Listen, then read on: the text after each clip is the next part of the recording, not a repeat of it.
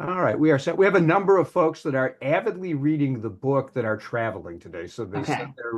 they send their regards and their regrets.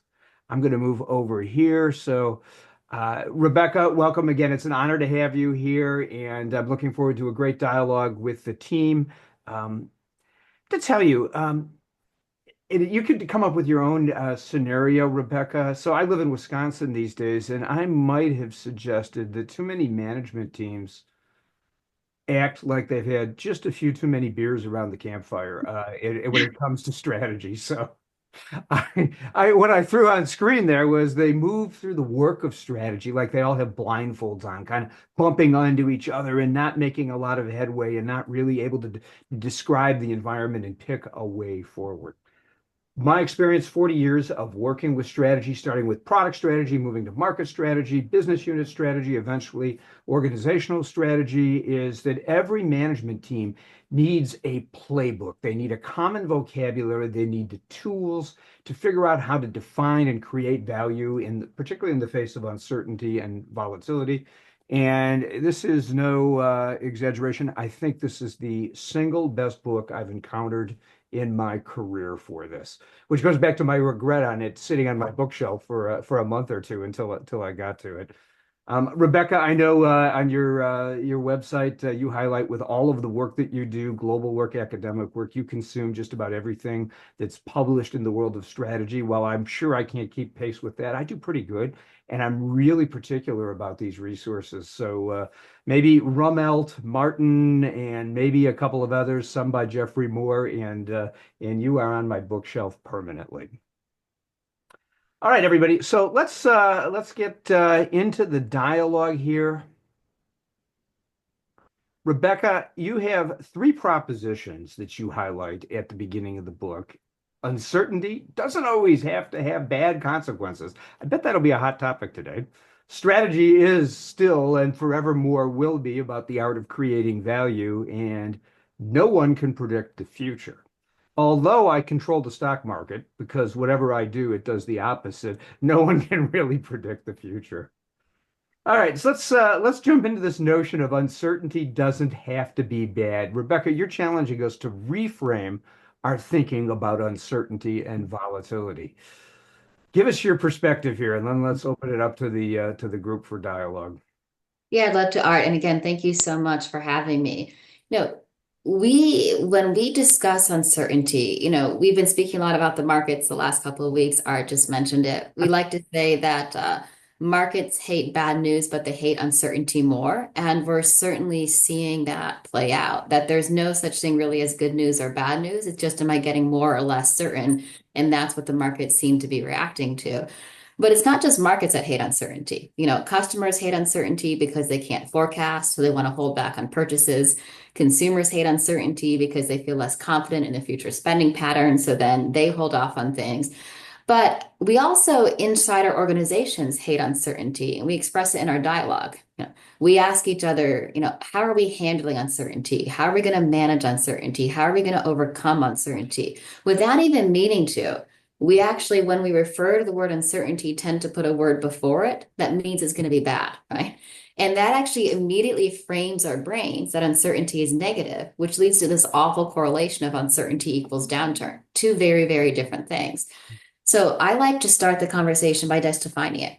Uncertainty has a pretty simple yet powerful definition. The definition of uncertainty is a series of future events which may or may not occur. Whether or not those events are good or bad depends on what we're trying to do and how we're set up. And uncertainty is just that, what Art is writing, a series of future events which may or may not occur. Whether or not those events are good or bad depends on what we're trying to do and how we're set up. So if we can reframe our role as leaders from, seeing uncertainty as negative, and we'll get into predictions, to actually our role is to figure out what we're trying to do, what that main intent is, and then set the organization up to succeed regardless of what that future might be. You know, I learned this in an interesting way. And again, Rebecca, I wish I would have known you and these resources for the 30 or 40 years I navigated this. We all sadly remember 9/11. Mhm. On 9/12, as our management team was driving back from New York City, where we had been on our way to sell our software company. And that deal, of course, collapsed, which is a minor consequence of that Mhm. horrible day. As we're in the car together with the CEO and a couple of the other executives driving to Chicago, I made the comment that I think everything's going to change. I expect our competitors are going to hunker down. This may be an opportunity to go all in on redoing our technology stack and coming out of it with a head start. And of course, the dialogue was, Art, you're crazy. We don't know what's going Mhm. on. We don't know what's going to Yeah. happen. Didn't know, couldn't predict the future, just sensed that the uncertainty was an opportunity. To Mhm. me, that was one of the big moments of my life in grappling with this. That uncertainty feels different than today's uncertainty. Nick, I know you're dealing with global factory operations and supply chain issues. How does this issue of uncertainty feel to you and your management team? It's certainly something I really don't want to don't want to have to deal with, but we're trying to be uh, as proactive as possible as far as how it's impacting our bottom line. I mean, we do a lot globally, specifically in Europe and in Asia.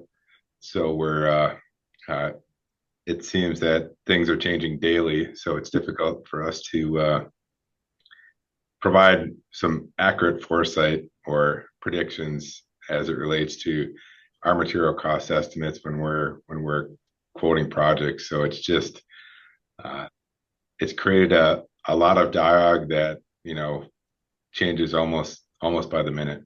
Yeah. It's got to be uncomfortable. I mean, having navigated in my life enough of these crises, and this one's different and a little bit self-induced. Did I say that or think that? Um, um, Rebecca, what's your counsel for management teams Yeah. kind of swirling right now? It's easy to say embrace uncertainty. It's really hard when you got forecasts due and boards coming after you and suppliers and customers. How do we deal with that? Yeah, I think let me take it in two ways. I want to start higher and then go down to address Nick's and I'm sure many others' pain point specifically is you have written up there like uncertainty is a great time to grow. And like that is true, right? That is not just a good buzzword. That is empirically incredibly true.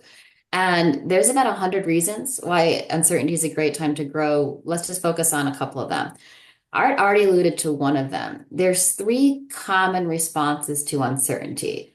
The first I call delusion, where we just plow ahead. It's like, I've got a plan, plans must get executed. So we just keep going forward with the plan, almost ignoring the uncertainty. The second is paralysis, where we just go into this constant holding pattern, where, and this is what a lot of big corporate boards are doing right now, where we just wait. Let's just wait. My favorite phrase in January was, let's just wait till the summer when the administration settles down. Like magically in the summer, things were going to get clearer. And you're just constantly going in this holding pattern of waiting and waiting. And the third is just what I call frenzy, where things aren't working. So you just start trying tactically everything, right? And kind of lose sight of strategy because things feel so short term. These are all really dysfunctional, right? To be clear, these are not recommended courses of action. So, one reason why uncertainty is a great time to grow is because this is where your competition is in delusion, paralysis, or frenzy. The second reason why is it's written there in the orange, and folks, I really want to toss on this is it doesn't change what strategy is. It is so tempting in the current environment, as Nick said, we are getting information on the hourly basis. If I have a conversation with the CEO at 3 o'clock in the afternoon and they ask me a question about tariffs, I have to caveat, no, I haven't seen Bloomberg or CNBC since 7 a.m. this morning, so I no longer have accurate information. I can't remember another time, even COVID, where I felt unable to respond to a question at 3 o'clock in the afternoon if I had been away from the headlines for that many hours. It doesn't change the definition of growth strategy. Strategy is defined as an articulation of how your organization creates value. Value creation is driving the biggest gap between two things. On one hand, your clients and customers' willingness to pay for your products, services, and solutions. And the other hand, your total cost of getting it to them. And I'm not saying that to be a strategy professor. I actually find this actually a very comforting anchor, right? Is that yes, a lot is changing around me, but what I am trying to do remains the same. I am trying to create value. That's a second reason it's a great time to grow. And the third is it's a great time to learn. what happens in periods of uncertainty, when froth comes out of a market, honesty rises up, right? Consumers get much more clear about, the jobs they want done and what they don't. Customers are much more honest about what they need from you. Partners and vendors and suppliers are much more clear about what trade-offs they're willing to make and what they aren't. It's a great time to grow because it's a great time to learn. And that is the number one differentiator of high growth companies. It's learning velocity. Just remember four words from all of this: learn faster, grow faster. Organizations that learn faster, organizations that grow faster. And so if you can lean into the current environment as learning moments, again, what trade-offs are partners willing to make? Where are customers' true tension points? Where really is that willingness to pay? You actually are sitting on a host of insights, which can fuel growth for the next several months to years, in fact, strategy cycles, because this is where we're getting all of these things, what are called a learning loop. So I think that's high level. Uncertainty is a great time to grow. How we lean into it is acting on beliefs, not waiting for facts, right? Is yes, to Nick's point, is incredibly difficult to give clarity of anything involving a cost or an input or a timeline, right? We can come back to practically how we do that if that's helpful. But what organizations are really doing is they're first articulating their strategic beliefs. So if you think about building a situation assessment, there's trends, beliefs, and implications. So trends are stuff that we're seeing. We're seeing tariffs, we're seeing regulations change, we're seeing these things in the market. Beliefs are your stance. How do we as a leadership team feel it's going to pan out over the midterm? And implications are the so what. The entrepreneurial trap is to go from trend to implication. I am seeing X, therefore I must do Y. I am seeing tariffs, we must stockpile inventory. I am seeing difficult in US-Canada border, we must invest in temporary warehousing. And we pride ourselves in being strategic because we're acting quickly, but it's actually knee-jerk, not strategic. Strategy is saying we are seeing X and we believe Y, which means Z for us. Again, the strategy sentence I want you to just really start practicing is we are seeing X and we believe Y, which means Z for us. And as your team is brainstorming or ideating ideas, always go back to the belief. Well, what's our belief? And then what happens, and then I'll pause, is once we've set our beliefs, and our beliefs could be around the intensity of tariffs on US-Canada relations, on US-China relations, et cetera. Because of these beliefs, we make a set of choices. But we're telling the wider team, hey, we've made these choices based on these beliefs, because we're signposting, hey, if our beliefs get challenged or changed, we will change these choices. And that is the most critical thing you can do with strategy right now, is it feels tempting to just tell the team what to do. Here's our 3 goals. But you put yourself in a very bad trap when you do so, because they no longer have permission to change. So what high performing teams are doing is they're saying, here's our beliefs. Because of those beliefs, here's what we're doing. But I now have myself permission to change. And beliefs work for communicating strategy. They also work with partners and vendors. We're saying, hey, here's where we're looking at the next 9 months based on our current beliefs. Learning moment.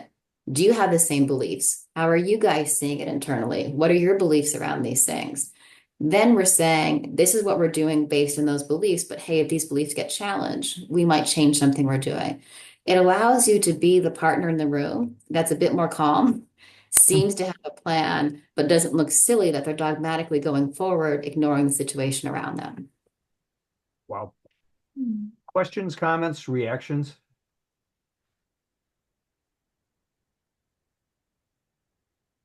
I'm open to I make vague open-ended questions here. So yeah, by the way, as you're describing that, Rebecca, one of the firms I was thinking of in COVID was Peloton, which seemed to violate some of your logic, saw what Yes. was happening and built to the rafters, Mhm. and has taken years to begin to unwind that. And I think finally getting some financial traction back. Yes. Yeah. And this is a classic trap. I mean, as much as I like Peloton as a consumer, as a strategist, they're a terrible case study for not doing this at all. Yeah. Because you see a linear curve, and this is where beliefs are so important. We see a linear curve and we assume that that linear curve will keep going, even though if we took a step back, we know that seems silly. They were growing, let's say, kind of 100% a month for 4 months. And they actually started building a supply chain and manufacturing capacity to continue that growth rate. You would have needed to say, as a leadership team, trend, we are growing 100% a month because it is difficult to go to in-person gyms. Belief, we will continue this growth rate even when in-person gyms reopen. Implication, we must build for this capability. And what I still don't know to this day is how someone in the room didn't say, but do we really believe that we will continue at this growth rate when in-person gyms open? And we can kind of laugh about it now, but I guarantee you every single organization representing this call has made a similar thing sometimes because we're so caught in our team is saying, I need capacity, I need resource, you understand how tough it is, and we just want to kind of keep a growth trajectory going. But that belief is that real power move in the middle. I'm still reflecting back on that Yeah. 9/12 scenario. Yeah. Well, it sounds good, revisionist history, right? All of these things sound like great successes. We did succeed and sold the Yeah. company to SAP. For 6 months after that, we flailed. We Mhm. failed. I almost got fired for advocating for this strategy, and it Yeah. took an unbelievable adaptation in order to come back to our core belief. Mhm. This was something that we had to do, and this is what it means for us. So, yeah, it's powerful when you live that. So, Tony, I'm curious on your perspective in the telecommunications world. And we're going to come to you in a little bit as we look at the reset, the survive, reset, and thrive scenario there. I'm curious what you're reacting to as it relates to the uncertainty and Rebecca's perspectives. Yeah, so this is all interesting. I'm certainly taking it all in.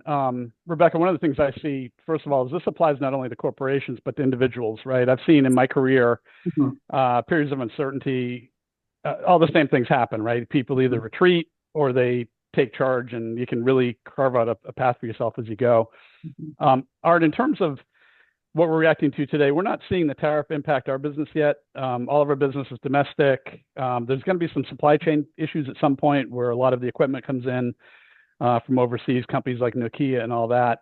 But I'm keeping my eye on it. The short term, haven't had to make any zigs or zags yet. We still waiting to see kind of how all that develops Sure, in sure. the telecom space. For those of you working through the book, and Regina, I know that we chatted about that. How are you reacting to Rebecca's perspective on framing uncertainty as really this opportunity? It doesn't really have to be this frightening negative thing. And interesting context given some of the work you're doing right now for your career. Yeah, I would say that Tony's spot on that it definitely hits home for individuals just as well as it does teams. And I think for me, that's exactly what I've done. I've kind of embraced that learning time, that time to reset and and to kind of paraphrase and quote some of the things that you've been talking to me about over time is, it's helping me to do that hop, skip, and jump and really learn, what is it that I can do as I go forward. And when I look at the kind of the comment about strategy is the art of creating value, I think if I think about like my value proposition and the things that I do to help solve problems and drive transformation and such in there, that for me it's that art and science of it. So it's kind of that same concept that Rebecca was just talking about of the data versus your kind of feelings of it and that sort of thing. Mhm. So Exactly. that's a Yeah. little my take. Thank you. So obviously the name Survive, Reset, Thrive. And this is Rebecca's quotes up here. An interconnected three-mode approach. I love that phrasing. To building and executing a solid growth path with purpose, regardless of your environment. And Rebecca, the key point is this is a loop. It's not Yeah. necessarily a stage gate where you graduate from one phase, survive, to reset and on to thrive and never have to repeat this again. So help us understand a little bit about how you came up with the loop and what this means for us with our strategy work. Yeah, it sounds very theoretical to say growth is a loop, not a line, but that's the best way I can describe it, is that everything in growth, especially growth for uncertainty, is embracing loop mentality, not line. And if we go back to some of the classic works on strategy, it's not those don't work and we need all new ones. There's so much that still works in all of our classic view of strategy, but we need to change it for the notion that we're going through loops, not lines, right? So linear planning, linear checklists that kind of catch us in this trap because we always think we're done and graduated. And where this really struck me is whenever there's a major market shock, which could be COVID or war, or kind of the 9/12 and the great financial crisis, A very common conference slogan is, don't just survive, thrive, or you've got to survive to thrive. And we've been saying this for decades, as long as I can remember, so I'm sure even before that. And it actually misses the fundamental point. You can just survive and not thrive. The entire power move is in the reset. You survive or stabilize when there's a market shock. You reset and change, right? Because the situation has changed. Then you can go back to thriving again. Just surviving is table stakes, right? Thriving only comes when you put in the work to do this very purposeful, often very difficult reset.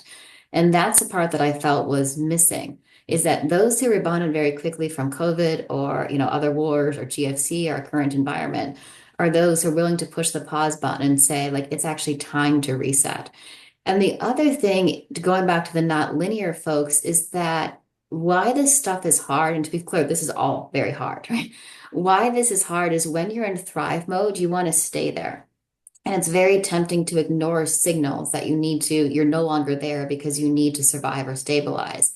And if you embrace this loop, it actually gives you permission to do the change that you need, right? Because you say, hey, it's this natural cycle that all organizations will need to restabilize because there's been a shift.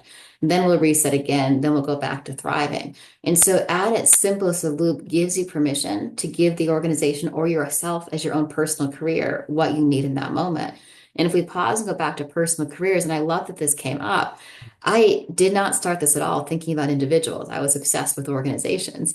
And from, a couple months after the article was out, I would often get calls or emails saying, hey, I know you wrote this book or this article for companies, but I gave it to my friend who just lost his job, or I gave it to my friend who just lost their spouse. And people were using it for that. And it really struck me, actually, this is the same thing we go through. When we face shocks in our career or our life, we've got to stabilize. And the trap we find, especially for high performers, and we have a career setback, is want to go right back to thriving. Well, that's actually usually not how it works. We got to allow ourselves that time in a stabilized moment to figure out what's working, what's not working, reset, right? Think about what do I actually want to do next? Then we can go back to thriving. So even though, again, the circle here, we're thinking about organizations, very much applicable to own personal career journeys. I see a nice follow on Mhm. with a lot of complementary concepts here in Mhm. your career development strategy. Mhm. So, all Mhm. right, so I've highlighted some points up here Yeah. about each of the area. I mean, survive to some extent. Some of the Mhm. decisions not easy necessarily, Yeah. but fairly visible, right? Mhm. Have to shore up cash, have to shore up the balance sheet, Mhm. have to stop doing things that are a drain, have to Mhm. make decisions, divestitures or what have you in Mhm. there. And then you reference the power moves Yeah. in survive. What are those? Yeah. So survive, I've separated into the basics and the power moves, right? And the basics are Art just mentioned. I call them the four C's: cash, cost, customers, communication. You've got to have strong cash flow. You've got to have low fixed cost. You've got to have clear communication lines.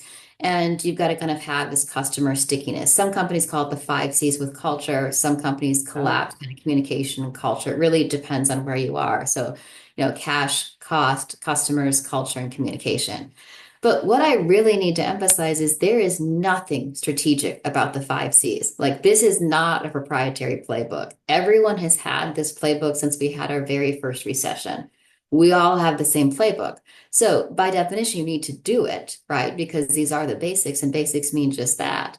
But if you just do the basics, you run a real trap of getting stuck and survive. And so you've got to implement some of these power moves. I'll just maybe speak about two or three of them. sure. One of my favorite power moves is repurposing and partnering. So when there's a shock to the system, you look across every single asset in the business and ask, can this asset add the same amount of value to the business today as it could before the shock? If not, who or what could add value for? So we saw plenty of COVID examples of repurposing people. So for instance, Primark, the fast fashion company in the UK, repurposed all of us employees to Tesco, a grocery store, for 3 months. Fine, no furloughs, no layoffs, no lack of capability. When retail stores were open, the employees were repurposed right back.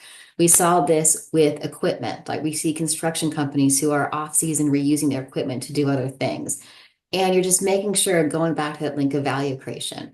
Employee engagement becomes strategic, right? And so making sure we're not just checking in on employees, but actually utilizing employee engagement.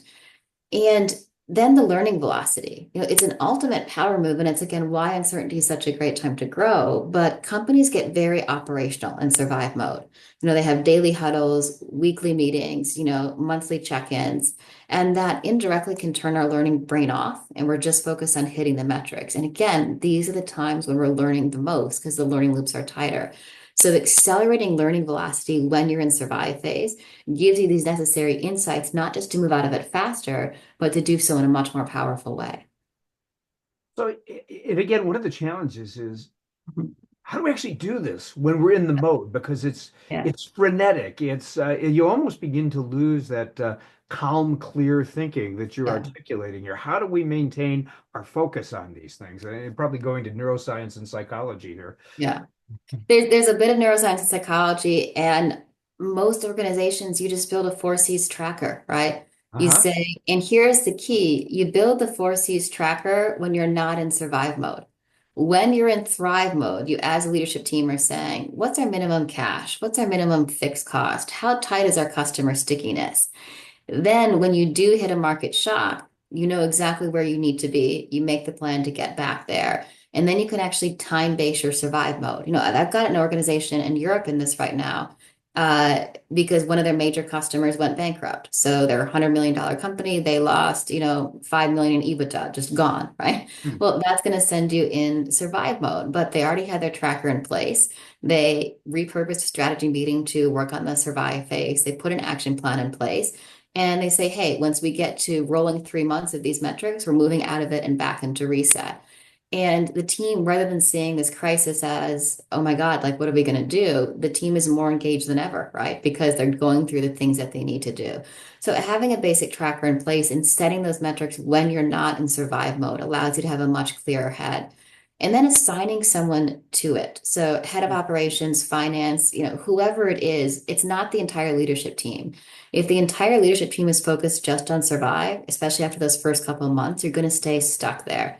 And if you have a board, especially for the larger organizations, companies who do very well have one, max two of their board members tasked to survive, and it frees mind share for everything else. And I know you probably speak a lot about growth mindset and mind share, Mhm. but this is what holds companies back from the reset. Is you would think, Rebecca, well, everyone wants to get out of survive as quickly as possible, right? Theoretically, yes, but practically, you are so resistant to say that we've done what we need to do and survive, we can move on, that you end up keeping yourself trapped there. So assigning one or two team members to own it gives the mind share free to someone else can do it. And one of my favorite examples I used in the book, I was actually just with them not too long ago, was a series of amusement parks and zoos in Scandinavia. And, it's a really cool case study. You'll read it in chapter 3. And one of the things that they did is he had given the team explicit permission. He had said, hey, like, we're still down capacity, but we are open, we are ready to grow. And the team couldn't get themselves out of that survival mode. So they actually split the entire team into two, offense and defense. One was a survive team, one was a reset team. They had separate weekly meetings, separate huddles. And it was very powerful because the survive team could stay very focused on the operational metrics, knowing the reset team was thinking about growth. The growth team was free to think about growth, knowing the survival was there. But these kind of things only work with trust, right? Trust is the Mm. critical nucleus of all of these things. If we don't trust those assigned to look after survive, I'm not actually freeing my mind share to get there. Trust, something that we speak about as part of Thrive, is really the nucleus under all of these different aspects. Without trust, there is no performance for anything. So yeah, Yes, for any I of love it. it. We Yes. spend a lot of time in the program. Mhm. So Andy, I know you put an example in Yeah. there of Love the example, Andy. Yes. yeah, Yeah. of repurposing. Can you amplify that a Yeah. little bit? Mhm.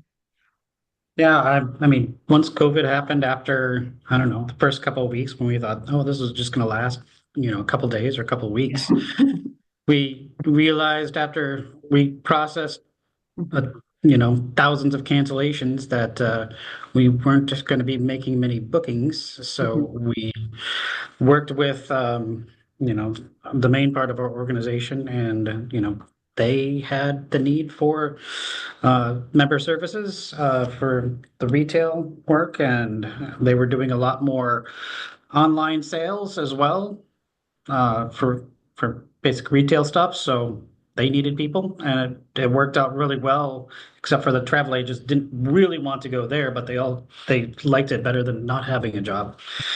No doubt. So It yeah, kept, I'm sure it kept engagement up. And by the way, Rebecca, Andy is Costco Travel. So when he Oh, references excellent. retail, Okay. Yeah. the Okay. bigger Costco there. yeah. And then yeah, some people ended up staying at member services as well. So but so some people saw it as a leg up. And most of the people ended up coming back within, I mean, it was a little bit over a year, I'd say, before everybody ended up coming back. But yeah, All right. that was, Thank you for I sharing. never thought of it as, I mean, I guess I knew it was the strategy, but it seemed at the time it seemed kind of obvious, but like there definitely was the opportunity of us not thinking about doing it, right? Yeah, Exactly. Yeah. Yeah. Yeah. absolutely. Well, thank you for sharing that. Any questions from the group on the survive stage? I'm kind of excited to shift to reset here. Any questions?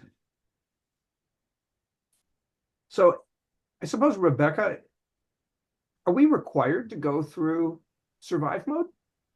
Do we have to create a crisis, or can we simply go from thriving and seeing the signs to reset? So great question. No, right? No. Now, we can't ignore survive. Survive does happen both for external and for internal reasons, and ignoring it is a trap, right? You don't always get an external signal, right, that you're going into survive. Again, it could be losing a major customer, it could be kind of missing an aspect. That's actually harder, right? Is as much as we speak about market volatility and chaos and issues, it's actually very disciplining when the market says, hey, there's a shock. You better pause and look at everything else. Like we're forced to do it. The harder shifts are, for instance, what AI is doing to a lot of business models, especially a year and a half ago, or when there's big technological shifts, or we've got a new generation of consumers coming in. Like, what does Gen Z and then Gen Alpha, what are they going to want? And so pushing reset without survive is a very disciplining factor, right? And that's actually a lot more difficult. So no, you don't need to go through survive to need to go through the reset. Resets happen every 3 years, roughly, when the strategy cycle is up. I kind of like to force myself that time frame. A growth strategy is about 3 years, so look at every 3 years, or when the situation changes. You could, theoretically, that doesn't happen too often practically. You could never go into survive phase. If you set the basics up to a place where you can, very quickly stabilize after those market shocks, you could spend a couple of weeks and survive a couple times every couple of years, yet still go through constant reset. So reset is the power move. You need to do it to yourself if the market doesn't give you the discipline to do it. Is the tendency for organizations to fall victim to dominant logic, for entropy to set in, laziness, I don't know, whatever the terms are, and almost Yeah. have us shift from thriving at one point, a very sophisticated term, fat, dumb, and happy, and then falling back to having Yes. to survive mode? Is that kind of the cycle that you see most often? Yeah, I actually call it the linear growth trap, right? And the notion Oh, is much better that than mine. yes, yeah, is that linear growth trap? Think of just kind of this like steady line kind of going up like this, right? And it's a trap because you're growing, right? And so you don't feel the necessity to stop or to change anything because you're growing a little bit more every year by roughly working a little harder or doing a little bit more.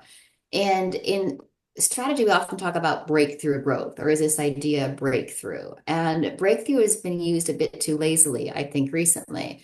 But we started using the term breakthrough growth because if I've got my linear growth curve, breakthrough growth and starting growth curve plan means I'm going to bust out of that curve and set a new curve. That's what breakthrough growth means. Again, I'm going to bust out of this linear growth trap and reset a growth curve. And that's what a reset allows you to do, right? And if you're in the linear growth trap, here's what happens. I should look at strategy again every 3 years, but it's roughly working. So let's not change something that's working. So maybe we just tweak the strategic priorities or make a small thing there. Then all of a sudden, you've just run 10 years, and there's public organizations doing this right now. You've just roughly run 10 years with the same strategy and same strategic priorities because things are roughly working and you don't want to change things. And you could have missed a major market shift, and then all of a sudden, you are dramatically behind. I mean, does 3-year strategy really exist anymore? So yes and no, right? 3 years is still a time frame that I like to anchor on, for the organizations on the size of this call. I don't think we have any kind of startups or scale ups on this call. I push back pretty big against 5-year strategies. Most associations, I was just actually with Shell earlier this morning. We still talk about 3-year strategy cycles there, right? And they make asset decisions that, of course, last for decades. I like to think in terms of rolling cycles. So 1 year, so sorry, 3 cycles, one cycle is 3 years, 2 cycles is 6 years. That kind of helps get around the asset decision and belief decision. So to think in terms of 3-year rolling cycles. Now, in the current environment, it's tempting to say, well, let's just not do strategies so we can be more agile, right? But we've still got to think about kind of this midterm. And actually, it's very helpful on the tariff conversation or similar ones. If you articulate your midterm belief, you realize that you're just going to have some very short-term operational shocks, but it doesn't actually change what you're thinking about doing in the midterm. So yes, with the caveats, rolling cycles for asset decisions, and we still do need to occasionally change shorter term tactics, but value creation is still a midterm game of around 2 to 4 years. Okay, interesting. So seeing in the chat, yeah, 3 to 5 years is a cycle that we still think about, minus my scale ups and startups. I joined in my last go round with corporate. I joined a software firm as SVP, and it was a turnaround case, and it was a unit owned by a European company. And one of the things the European managing director asked me to do was to provide the not the 5-year strategy, but the 5-year month-by-month sales and cash flow forecast. Yeah. I said no. Yeah. I don't know how you can do it. First of all, see also the earlier points. You can't predict like that. Yes. And we hadn't even settled on a strategy yet. So, Mhm. Regina, you have a comment in here. Yeah. Could you amplify that, please?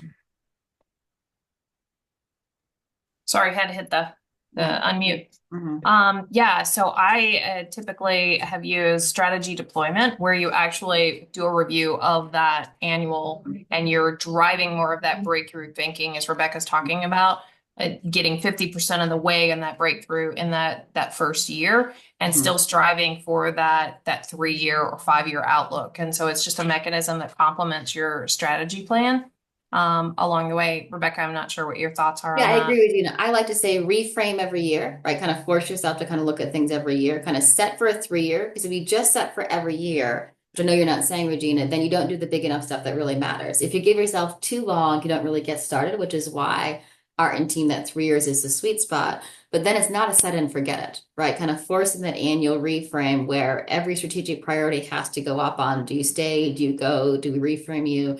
We look at our beliefs again. We look at our right to win again. So the key questions, and I grabbed those from define the different, 5 different chapters in the Mhm. book here. Um, Tony, you should recognize some of these questions. And Tony and Paul, we've worked our way through a good number of them. Where are we going to play? How are we going to win? What's our situation? We spent a lot of time on that. Yeah. So Rebecca, I one of my favorite strategists is Rummelt and his good strategy, Mhm. bad strategy, Yeah. and a lot of this question goes to his Mhm. diagnosis effectively at that point. What is going on here? And eventually we get to what should we do about it, and specifically what are the actions we'll take. How do you see companies navigating these questions? Are they, where do they do a good job? Where do they break down? What are some of the best practices around here? Yeah, so a couple quick things. So, what is the situation? How will it change? Is the first question. That should be the first question in the setting. That should be the first question in that annual review or deployment Regina was speaking about. Because the first question we ask when we sit down at the end of the year is not, are we on track to plan? It's, has the situation changed? It's very disciplining first question is, has the situation changed? So the key things to get that right is this is where you start, right? You ask the question, has the situation changed? And it's about our beliefs more than our trends. Most strategy documents contain dozens, if not, 50 pages of trends and scenarios. I call that being a journalist, right? Strategy saying, here's the top trends, and these are our beliefs, our midterm stances on how these trends are going to move or evolve, because our beliefs form everything else. So starting with your beliefs. The next thing is going from beliefs to right to win. In kind of classic strategy, we talk about where to play and then how to win, kind of classic Roger Martin strategy for Sure. inside baseball. Ignore it if you don't know it. And there's great stuff in that way of thinking. Unfortunately, practically how that's panned out over the last 20 years is companies make where to play choices and then they justify them with basically tactical ways of how to win. And if you switch the order and say, Ooh. what is our right to win based on our beliefs that we think are going to pan out? And you've got to start there. Otherwise, you end up in confirmation bias and justification. And right to win is the critical topic right now because what we're seeing, not just from market volatility, but from technological disruption, is it is harder and harder to build this. So, at its simplest, right to win is having things others don't and being able to do things others cannot and being able to build moats around your advantage. Like that's kind of it. There's three ways to win a strategy. You've got stuff others don't, you can do stuff others can't, you can build moats around your advantage. And the only real staying power there is moats. It's increasingly easy to have things others don't. It's increasingly easy to do things others cannot. But it is very, very difficult to copy moats. And if you take the belief there might be a downturn at the end of this year, which many economists are, right? Moats are your ultimate staying power. There is no such thing as a recession-proof business or recession-proof industry, right? Moats are recession-proof, right? Because if you're doing these differentiated jobs for your customers or consumers, they won't look elsewhere. That's the last thing that we cut in these kind of times. So I'm really encouraging organizations to think really hard about what this right to win is, especially focusing on those moats. And then finally, on the what should we do? It's a short list of midterm priorities that get you to that finish line. What we should do starts by asking what is success. Then we can come up with the right midterm priorities to get there. Can you share an example for the group's benefit of a moat that we would recognize? Yes. So in strategy, we use about five different terms, and we unfortunately use them all the same, and they're not. So you might have heard of switching cost or barriers to entry, fences, moats, loyalty lock-in. Any of those terms roughly mean the same thing. And I want you to visualize like a castle on a hill. An old school kind of castle back in the old times would have these water trenches dug around them, and those were called moats. And the notion is we build moats around castles to keep the bad guys out, right? And the treasure inside, right? And around your customers or consumers, moats come, right, from a combination of the other aspect, switching cost or barriers to entry. But they really come from what we call in consumer goods irrational loyalty, right? And irrational loyalty means if you go back to the jobs to be done, the Christensen framework for those that know it, the job we do for our customers or consumers is so needed and so powerful and so consistently well done. The thought of this job not being done, the friction of that is so high, I won't think about it not being done this way. So really delivering moats comes from, again, I'm going to repeat, yes, you can build it by putting switching costs in, and that works, right? That's classic Microsoft to our first conversation today. But the most powerful way is to have a really keen insight onto what job our customers want done or consumers and just doing it consistently and well. That is the ultimate, recession proof, volatility proof, everything is to have those most done. So again, in consumer goods, we use the term irrational loyalty. And the Costco friends will know this term. And you use that term to test, hey, would consumers do something irrational to purchase our brand? And that could be reaching up a shelf or reaching down a shelf or going to a different store or clicking on a different app. And if you're seeing that, right, then you built it.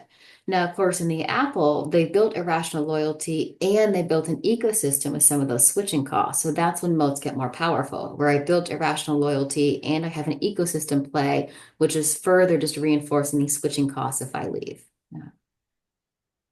I love that. Thank you for that. Yeah. Very visual. I love that you tied the jobs to be done. We haven't covered that in the program, but I suspect others have run across it. Um, Questions or comments on the questions here? And Tony, I'm coming to you in terms of how you're reacting to these core questions around reset and how challenging they are really to answer. Yeah, and they really are. And I can definitely see, Art, the connections back to the diagnosis and all of the things we've talked about in developing the strategy. And this whole thing has been eye-opening to me as well, because you get lost in the day-to-day, right? And I'm seeing a lot of things where I've been kind of stuck in survive mode. And Rebecca, I mean, pretty great advice, right? Separate it out, assign somebody to worry about the survive piece while we go now work on the reset and the thrive. Yeah, I think I've been delayed on some things. I went through a downturn a few years ago we've been resetting and we're beginning to thrive again. But I think we probably could have done it quicker had we isolated a little bit better. And Art, I know you were trying to push me there, and I didn't necessarily bite. So you were ahead of me as usual on that one. But I definitely see a lot of good things here that we can leverage to tweak and accelerate. The whole moat thing, definitely trying to figure out how very powerful playbook here. I'm not kidding. It's not just the book jacket review here. This is the best playbook guide that I have found for a management team yet. And I'd say that if you weren't here, Rebecca, it's great. So, Tony, I didn't mean to cut you off there. Nope, that's fine. That's fine. I'm good. I was just going to say, as far as the moat thing, I definitely need to spend some more time thinking about that as we're resetting and thriving. How do we lock in? I can't necessarily institute the switching cost thing. So what are my moat strategies around that? So I definitely would like to, dive deeper into that. What are some other things around that? I do have one customer now that pretty much now they're demonstrating that they'll come to us, name your price, and we like what you do, we like how you do it, and they're not even considering going anywhere else. So that's the closest thing we have to that. But how do I expand that with other customers and into bigger spaces? Yeah. So Tony, I'll give you 2 hacks of how I get there. I know I was trying to move on. So one is, well, obviously put yourself in the minds of your customers. It's a customer first insight to get to moats. And when customers refer you to other customers, hypothetically or practically, and they say, hey, oh, let's call them, or you should talk to them. They say, oh, that's what you need done. You need Tony's company, right? When they say need before your company, what is the reason after? There's usually a really good insight there. And the second, and I know if I've got engineers, don't roll your eyes. Think about your customer and think, what is my customer's ideal emotion? Is it peace of mind? Is it stress-free? Is it in control? Is it on top of things? Is it hands-off? Is it hands-on? Like, what is my customer's ideal emotion? And how does my product, service, or offering get them to that ideal emotion? So those 2 hacks I found work. Again, when I'm referred, not what you should, but you need, what is it? Then what's their customer's ideal emotion? And what can I do to get them to that ideal emotion? If you get those 2 insights, you can usually back into what those moats are. Great. That's great. Thank you. So I'm watching time here. As much as I would like to spend the next semester in one of Rebecca's courses, we only have a few minutes left. We have the book. If you don't buy it, I'm funding it. So for this and our earlier cohorts, that's my commitment to Rebecca. And I know it will be worth your while. Look, the stages, the loops, all of the tools are great. Rebecca, I'm really interested in what are some of the best practices you're seeing management teams bringing it to life? So it's going to sound too simplistic, but growth is a capability. It's not a given, right? And you need to make a commitment. I want to invest in the capability of growth, not just the growth itself. And that is a separate commitment. Most management teams say, I'm going to commit to a growth strategy. You've got to make a separate but related commitment. I'm going to invest in the capability, which is taking the time to test beliefs, which is focusing on building the moats, which is leaning into learning moments. Everything in the moment feels like it takes more time than it should. But this is all the classic slow down to speed up. So you've got to make a purposeful commitment, ideally publicly, to investing in the capability of the growth, not the growth. That's probably one of the biggest things. Love that. I once wrote an article that was A to Z, the top 26 reasons why your strategy initiative will fail. Sadly, there are so many of those. I could have kept going if we had more. Yes. I was going to say I could come up with 100, but yes. Exactly. What are a couple of the top derailment factors that you've encountered? Boredom, right? And I have this conversation on a daily basis with CEOs. Thrive sounds exciting, but once you get a company to thrive, you're looking for the next thing. It's this real paradox that when things are working, you're executing the strategy, you're building capability, you're learning quickly, you can get bored. You kind of miss the stimulation of the crisis. You miss the intellectual power of kind of the reset. And you've got to, as a leader, know that if that's a trap for you, how do I give myself, right, the next set of initiative of growth thinking without distracting the team? And then that's probably the biggest one. The other one is just rushing pieces of it, right? all of these stages take time and they take the appropriate amount of time. The whole organization's not going to move through it in the same way. So you can't expect every business unit, function, or division to move through Survive, Reset, Thrive at the same time. So you can't rush it and you can't force the same time frame for your entire organization. You've got to let the different divisions have the time that they need. If we go back to Costco, Costco's different divisions are going to go through different phases. And we can't, and I'm sure I know they don't, right, force the organization to go through these same processes. So, if we want differentiated growth in the market, you need to be prepared to do strategy in a differentiated way. And it's just shocking where companies don't do this. They claim they want differentiated growth, and then they want to put the same strategy process across the entire corporation, which is a complete disconnect from what we say we're trying to do. I think several of the firms represented here, that's a key lesson and a key Yeah. takeaway for sure. Leadership is always a factor. What do you see as the leadership attributes of organizations that succeed, particularly the top level, at least management team? What works? The trust we've established already. What else do you see as essential? Trust is absolutely critical, as is learning. Learn faster, grow faster. And the criticality here is this: we're talking about learning that happens on the field. A lot of leaders will claim their learning organization because they have book clubs or they go to business schools or they do share out sessions. Again, all amazing things. Please keep reading books and going to business schools. But that's not what I'm talking about. This learning velocity happens on the field. You need to be, and I'll simplify it for you. If I talk to a leader and I ask them how things are going, I know instantly if things are off track. If they say things are great, I'm just in heads down execution mode. Ooh. That's the worst place you can be, right? Leaders are in heads up learning mode. We're never have this arrogance that we figured out everything in the current strategy. We're not going to learn along the way. So move away from heads down execution mode, move into heads up learning mode. And then frankly, bring the team with you. I know it sounds simplistic. We've been talking about it since we talked about leadership, but growth is a team sport, right? And you've got to be prepared to invest in the capability and bring the team with you and be prepared to cut ties with team members who don't want to go on the journey with you. Resets usually mean a change in the team who doesn't want to be part of the next reset organization. And the sooner you make that decision, the better for you, the better for the team member who can find another growth journey in a different organization. So much more articulate than my statement that during a strategy process, someone will be fired or several Yes. someones in there.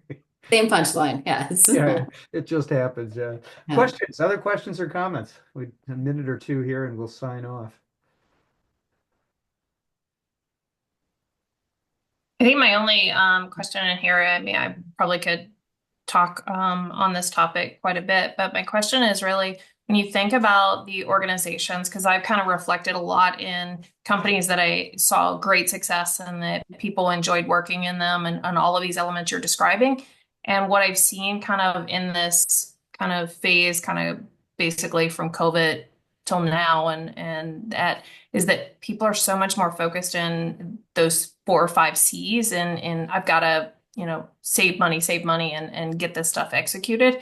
And they're forgetting about being that learning organization or empowering those people or engaging those people. How do you help transition those businesses? Going back to, it's a great question because that is the real issue, Regina, is do you want to make a commitment to growth, right? Do you want to, I know it sounds overly simplistic, but are you committed to growth? Then build the tracker, decide the metrics, assign to someone on the team, and start moving out. Is organizations who don't want to invest in learning velocity, and again, the learning on the field, right, are not organizations that are going to grow. It really is, folks, the number one differentiator in a way that number two is not even close. Organizations that learn faster, organizations that grow faster. So come back to, are you committed to growth or are you committed to survival? If you're committed to survival, you're working on the 4 C's. If you're committed to growth, you've managed your 4 C's, you've transitioned it to a team member, and you're moving the majority of the team on to the learning moments. Okay, we're bumping up against the hour, and in a poor strategic maneuver, I have a new cohort kicking off in like 2 minutes. So, so Rebecca, I can't thank you enough No, thank for you so much sharing for your inviting wisdom. me. Yeah, Yes. your generous giving of time, insight, and wisdom here. And group, we will see you all next week. Thanks for being here, and we'll continue our dialogue about survive, reset, and thrive at that point in time. Thanks, everybody, and take care. Wonderful. Thank you so much, Art. Thank you, Thank you, everybody. Rebecca. Meet you. Bye. Bye-bye. Thank you.